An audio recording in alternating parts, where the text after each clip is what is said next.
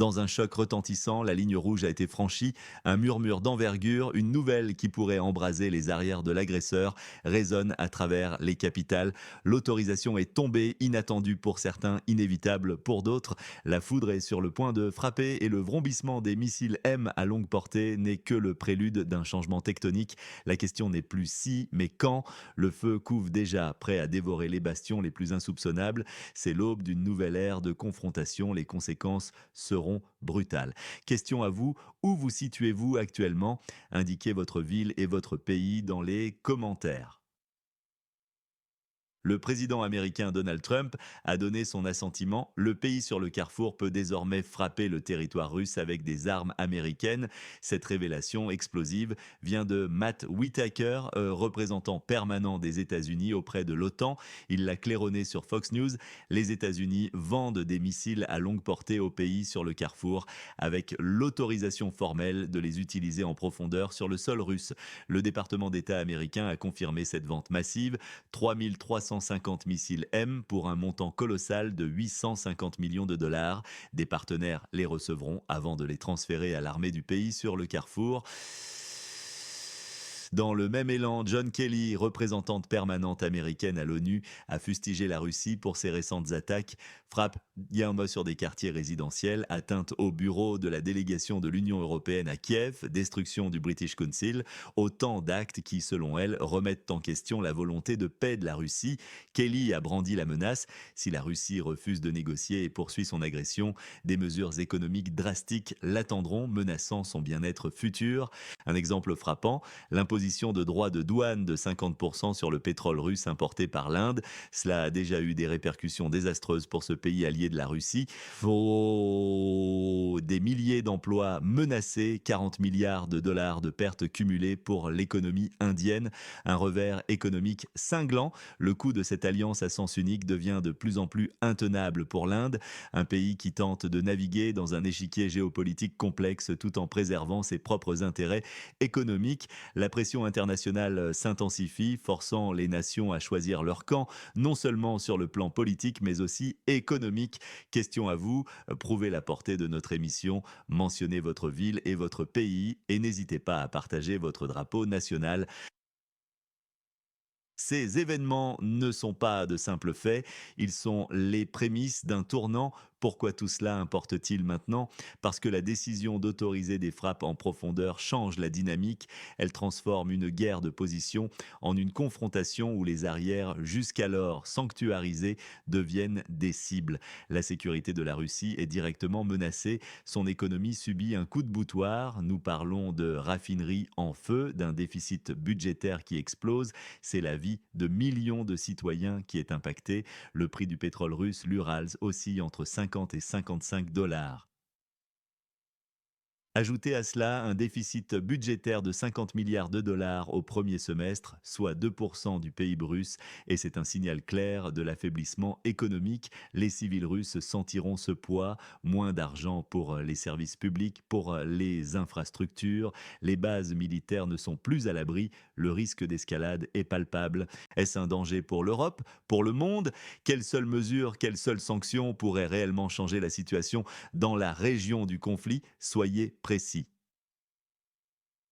Cette nouvelle donne soulève des questions, les versions divergent. Officiellement, Donald Trump agit en stratège, donnant plus de capacité de frappe au pays sur le carrefour. Selon Matt Whitaker, il permettrait à la nation de se défendre plus efficacement. C'est la face visible de l'iceberg.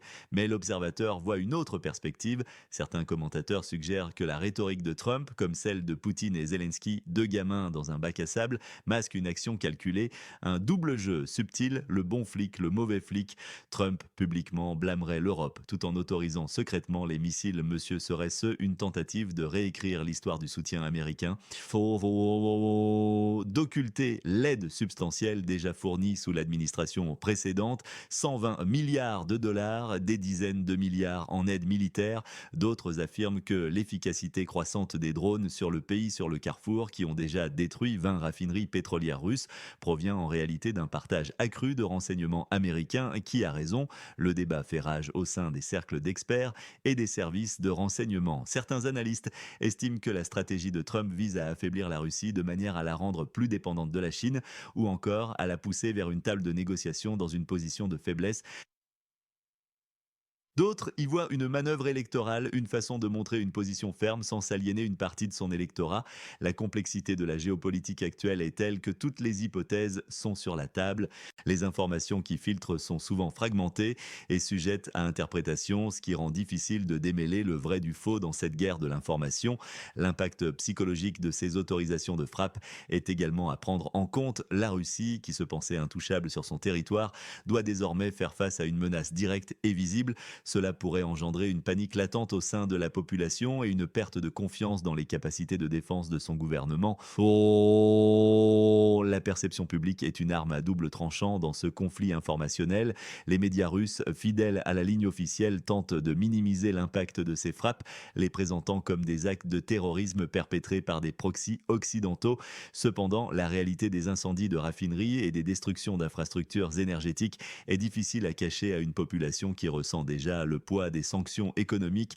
À qui faites-vous confiance quand il s'agit des événements dans la région du conflit? Nommez un spécialiste ou un média.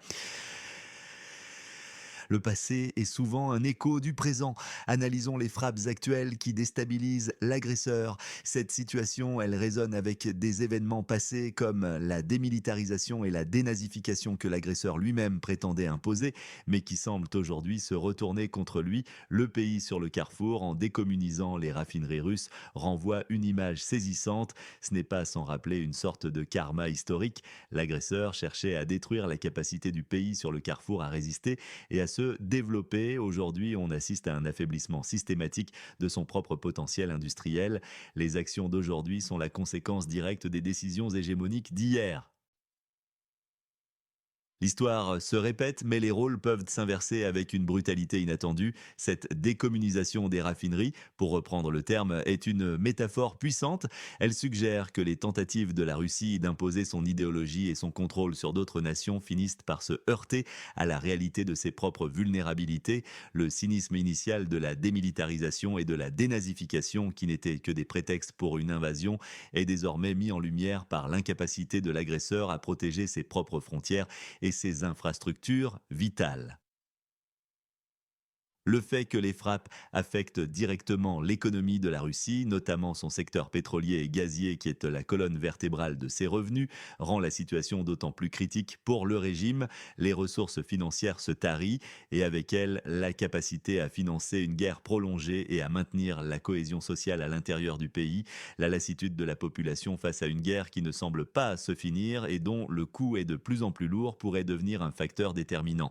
L'approche de Washington, ou du moins ce qu'il en transparaît, est loin d'être simple. Il semble y avoir une volonté de pousser l'agresseur à bout, non pas pour l'anéantir, mais pour le contraindre à une négociation que la Russie a jusqu'à présent refusée. Oh, l'idée est de lui faire comprendre qu'il n'y a pas de victoire possible sur le champ de bataille et que la poursuite de l'agression aura des conséquences économiques et militaires insoutenables. La patience stratégique des États-Unis et de leurs alliés, souvent critiquée pour sa lenteur, pourrait s'avérer être un levier puissant. Chaque raffinerie détruite, chaque base militaire vulnérable, chaque navire saboté envoie un message clair: l'invulnérabilité supposée de l'agresseur n'était qu'une illusion. L'intégration des technologies de drones avancées, couplée à une intelligence militaire sophistiquée, a permis au pays sur le carrefour de frapper des cibles que l'on croyait inatteignables. L'impact de ces frappes va au-delà des pertes matérielles immédiates. Elles sapent le moral des troupes et de la population agressive, mettent à mal la chaîne logistique et ralentissent la production d'armement. Le Kremlin est contraint de réallouer des ressources déjà limitées pour défendre son propre territoire, ce qui détourne l'attention et les capacités des opérations sur le front. Quel événement dans le secteur militaro-industriel est, selon vous, sous-évalué par les médias? Expliquez votre choix. Que nous réserve l'avenir? Les forces du pays sur le carrefour intensifieront leurs frappes. Les missiles M à longue portée, capables d'atteindre des cibles à 300 voire 400 km de la frontière, vont changer la donne. Ils représentent une menace directe pour les infrastructures vitales de l'agresseur, mais aussi pour ses bases militaires. Quelle sera la réaction à chaque raffinerie en feu, à chaque dépôt détruit profondément derrière les lignes ennemies? Le risque d'une escalade est réel sur le plan économique. L'agresseur s'enfoncera, son isolement s'accentuera, le déficit budgétaire va exploser, pesant lourdement sur la population. La militarisation deviendra une nécessité pour l'agresseur, avec toutes les souffrances que cela implique. Les scénarios vont de la victoire écrasante pour le pays sur le carrefour à un effondrement silencieux et inéluctable de l'agresseur. Mais quel est le piège de Trump dans tout ça? Affaiblir l'agresseur pour le forcer à négocier ou simplement pour que le pays sur le carrefour devienne dépendant des États-Unis? Seul l'avenir le dira. Vous êtes le conseiller d'un leader mondial. Quelle action unique et décisive lui conseilleriez-vous d'entreprendre dans les prochains 90 jours? La vente de 3 350 missiles M, totalisant 850 millions de dollars, est un fait. Le chiffre est éloquent en lui-même. C'est un investissement colossal dans une capacité de frappe qui n'existait pas à cette échelle. 20 raffineries russes ont déjà été détruites, un signe avant-coureur. L'agresseur montre des signes de faiblesse économique. Son déficit budgétaire représente déjà 2% de son PIB. C'est une dette gigantesque. L'exclusion des marchés internationaux se fait sentir. Face à cela, le pays sur le carrefour ne bénéficie pas toujours d'un soutien à la hauteur des enjeux selon certains. L'aide américaine, bien que conséquente, ne serait pas suffisante, d'où l'appel à la générosité des donateurs. 2,5 milliards de dollars de contrats d'armes américaines ont déjà été signés. L'objectif actuel est de 20 000 euros pour l'achat de drones à fibre optique, essentiels à la survie du pays sur le carrefour. Chaque don, même le plus infime, transforme la donne. C'est l'aide directe qui compte, celle qui se traduit par des remorques pour la 9e brigade des forces armées du pays ou par des drones vitaux. L'importance de l'aide directe et de l'implication de la société civile ne doit pas être sous-estimée, tandis que les gouvernements s'engagent dans des négociations complexes et des transferts d'armes à grande échelle. Les initiatives individuelles et les dons aux organisations non gouvernementales offrent une flexibilité et une rapidité d'exécution cruciale.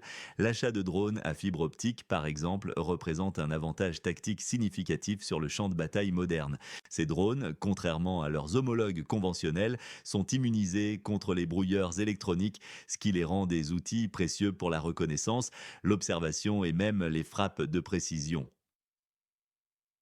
Dans un conflit où l'information est une arme et où la capacité de voir le champ de bataille en temps réel est prépondérante, ces technologies sont inestimables. Les remorques pour la 9e brigade des forces armées semblent être un détail, mais elles illustrent la nécessité d'un soutien logistique de base qui est souvent négligé dans le grand tableau de l'aide militaire. Les forces armées du pays sur le carrefour ont besoin non seulement d'armes de pointe, mais aussi des équipements les plus simples pour maintenir leurs opérations et assurer le bien-être de leurs soldats. Chaque rouage de la machine de guerre, du missile le plus sophistiqué à la simple remorque, est essentiel. Les conséquences des frappes sur le territoire de l'agresseur commencent déjà à se manifester, non seulement sur le plan économique, mais aussi social. Les perturbations dans la chaîne d'approvisionnement du carburant, la hausse des prix à la pompe et les difficultés pour maintenir la production industrielle créent une grogne sourde au sein de la population. Le gouvernement tente de masquer l'ampleur des dégâts par une propagande intense, mais la réalité de la vie quotidienne finit toujours par s'imposer. La menace de nouvelles frappes oblige l'agresseur à déplacer des systèmes de défense aérienne précieux pour protéger ses infrastructures intérieures, réduisant ainsi leur disponibilité sur le front. Cela crée des brèches que le pays sur le carrefour pourrait exploiter. La guerre psychologique est également une facette importante de cette confrontation. Chaque frappe réussie sur le territoire adverse sape le moral de l'ennemi et renforce la résilience du défenseur. L'idée que la guerre peut être ramenée chez l'agresseur est un puissant moteur de démoralisation. La ligne rouge, qui hier était théorique, est aujourd'hui un fait établi. Les contours de cette nouvelle phase de la confrontation sont en train de se dessiner avec force. La notion d'invulnérabilité des arrières de l'agresseur a volé en éclats. La décision américaine marque un tournant non seulement militaire mais aussi psychologique. Elle redéfinit les règles d'engagement, élevant considérablement les enjeux. La Russie, habituée à projeter sa puissance sans conséquences directes sur son sol, doit désormais faire face à une menace existentielle pour ses infrastructures économiques et militaires. L'impact de ces frappes, symbolisé par les raffineries en feu, est démultiplié par la visibilité médiatique et la propagande adverse qui n'hésite pas à exploiter chaque signe de faiblesse. Cette capacité à frapper en profondeur force l'agresseur à une redistribution de ses forces de défense aérienne, affaiblissant ainsi son déploiement sur le front et exposant ses troupes à un risque accru. C'est une guerre d'usure, mais aussi d'intelligence et de désinformation. Les informations divulguées ou volontairement interprétées par l'OTAN et les États-Unis jouent un rôle clé dans cette partie d'échec géopolitique. Les motivations de chaque acteur sont scrutées à la loupe, la réélection de Trump, le désir de l'Europe de se désengager de sa dépendance énergétique russe, la soif de résilience du pays du Carrefour, tout est interconnecté. L'autorisation d'utiliser les missiles M à longue portée n'est pas seulement un transfert d'armes, c'est aussi un message fort. Le soutien au pays sur le Carrefour est inébranlable et il est prêt à une escalade maîtrisée pour atteindre ses objectifs. Où se situe la véritable ligne rouge entre les forces de l'Ouest et les ambitions de l'agresseur? Exprimez-le en une phrase succincte. Cet enchaînement d'événements, cette danse entre la diplomatie de façade et les actions concrètes nous place face à une question fondamentale. Quelle est la vraie nature de la politique cachée? Est-ce une stratégie de déception, un grand complot pour affaiblir une nation sous le couvert de la rhétorique? Ou est-ce simplement une justice tardive, une vengeance légitime contre un agresseur qui a dépassé toutes les bornes? Nous avons vu une ligne rouge être franchie. Nous assistons au spectacle brutal des arrière-zones de l'agresseur qui s'embrase. Le peuple du pays sur le Carrefour, résilient et héroïque, se bat. Il a besoin de notre aide. L'aide des donateurs, même la plus infime, prend ici tout son sens.